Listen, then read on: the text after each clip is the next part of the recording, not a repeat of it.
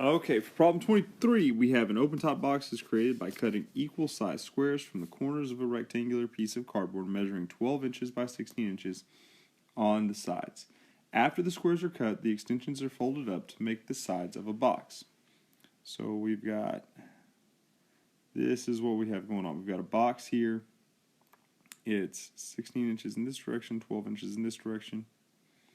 And we're cutting boxes out of each side. They're supposed to be the same size, but it can be a little difficult to do on the drawing pad here.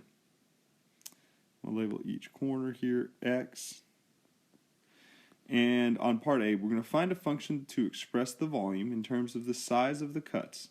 Express the function in factored form and in standard form. So when we think about our volume, we know our volume is equal to, we're going to be producing a box, so it's going to be length times width times height. And up here I'm going to say, okay, well, what would my length be? So if I call this my length would be 16, and that length is x, and that length is x, so I'd subtract 2x. And then my width, going this way, would be 12. And once again, we're cutting out an x here and an x here, so that's 12 minus 2x. And last is we fold the box up. When we fold the box up, you're going to get that value right there, which is just x. So my volume, and this is the factored form that we're about to write down now. It's x times 16 minus 2x times 12 minus 2x. And to go from this form to our standard form of our equation, we're just going to multiply these things out. And I'm going to start out, I'm going to multiply this one and this one. So I'm going to get my volume of x is equal to 12x minus 2x squared. And I still have to multiply that times 16 minus 2x. And so 12x times 16x is 192x. And 12x times negative 2x is negative 24x squared. And 2x squared times 16 is negative 32x squared.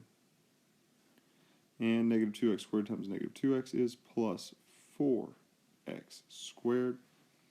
We have to combine some like terms right there. So negative 24x squared minus 32x squared is going to give us negative 56x squared plus,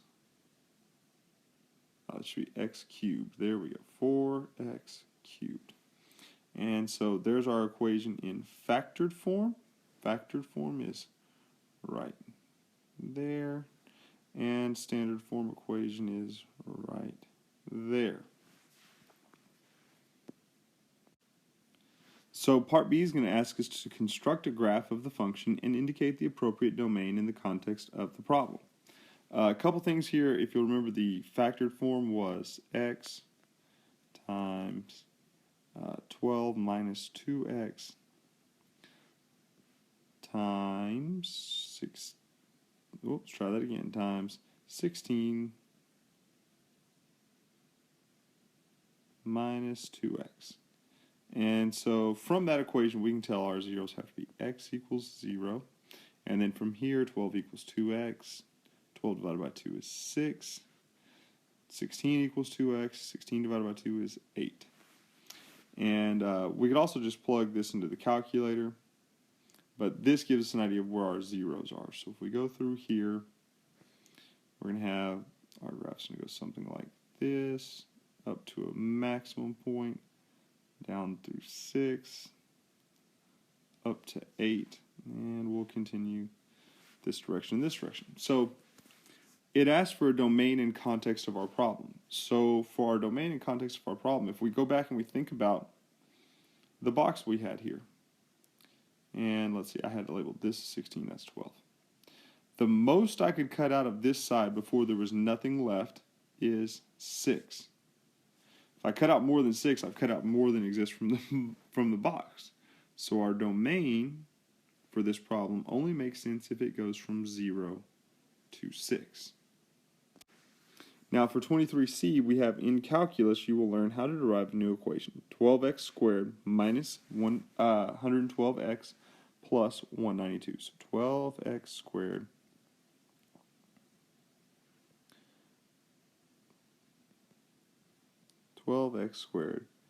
minus 112x plus 192 is equal to 0. From the standard form of the volume function, solve this equation and explain its solution as they relate to the graph in the context of the problem. So what they've done is they've taken the derivative of the last equation that we've had, and we're going to solve this equation. So the first thing we're going to do is let's divide out a common factor. So the first thing I'm going to do is I'm going to divide each term by 4, just to reduce the equation a little bit. That's going to give us 3x squared minus 28x plus 48 equals 0. And I had already looked at the graph on Desmos and on the graphing calculator, and I knew that our equation was going to give us a couple of maximums, and neither one was going to be something that we could solve by factoring. So we know we're going straight into the quadratic formula. So our quadratic formula, we're going to have 28. Of course, you could always get these values by graphing the equation in the calculator and then finding the zeros from the graph. If this is on a calculator section of the test, if it's a non-calculator section of the test, you can't do that.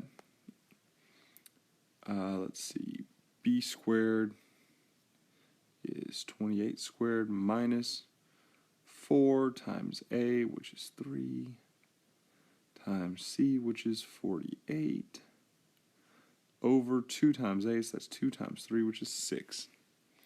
And we'll just start reducing this a little bit. So 28 squared is 784 minus 4 times 3 times 28.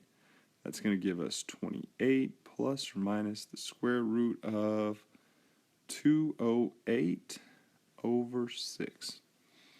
And so if we look at 28 plus the square root of 208 over 6, that's going to give us 7.07. Well, if we think back to problem B real quick, we know our domain, our reasonable domain, goes from 0 to 6. So even though 707 looks like it should give us a maximum value, it doesn't actually give us a maximum value because it wouldn't show up in our range. You'd end up with the length of one side being negative. That wouldn't make much sense in the context of our problem. So let's look at 28 minus 208 over 6. And plugging that in the calculator, we get 2.26. So if we were trying to find the maximum volume of our box, the maximum volume of our box would happen if x is equal to 2.26.